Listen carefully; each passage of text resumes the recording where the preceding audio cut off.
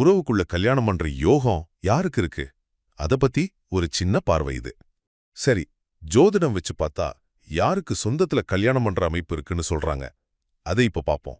ஆனா ஒண்ணு தெரிஞ்சுக்கோங்க, இன்னைக்கு அறிவியல் காரணங்கள், சமூக மாற்றங்கள்லாம் சேர்ந்து இது ரொம்பவே குறைஞ்சிடுச்சு. சரியா? முதலாவது விஷயம் என்னன்னா, உங்க ஜாதகத்தை எடுத்துக்கோங்க.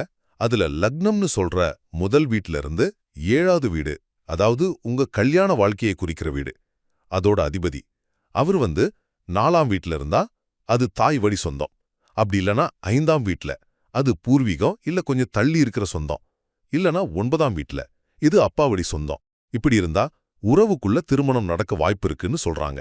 2வது பாயிண்ட், அதே 7ஆம் அதிபதி அவரு கன்னி ராசில இருந்தா, அதுவும் குறிப்பா தாய்மாமன் வழியில, அதாவது மாமன் பொண்ணையோ பையனையோ கல்யாணம் பண்ற வாய்ப்பை காட்டுதான்.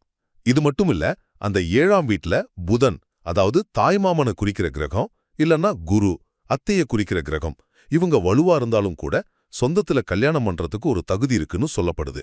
ஆனா கடைசியா ரொம்ப முக்கியமா நாம புரிஞ்சுக்க வேண்டியது என்ன தெரியுமா? இதெல்லாம் ஜஸ்ட் ஜோதிடம் சொல்ற சில வாய்ப்புகள் தான். கண்டிப்பா நடக்கும்னு இல்ல.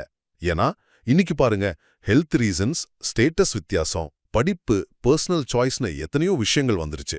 இதனால சொந்தத்துக்குள்ள கல்யாணம் பண்றது ரொம்ப ரொம்ப குறைஞ்சிடுச்சு. ஜாதகத்துல அப்படி அமைப்பு இருந்தாலும் அவங்களோட விருப்பமோ சூழ்நிலையும் தானே கடைசியில முக்கியம், இல்லையா? ஆக மொத்தத்துல ஜோதிடம் சில விஷயங்களை சுட்டி காட்டலாம். ஆனா சொந்தத்துல கல்யாணம் பண்றதுங்கிறது இப்போதைக்கு பெரும்பாலும் தனிப்பட்ட ஒரு முடிவாதான் இருக்கு.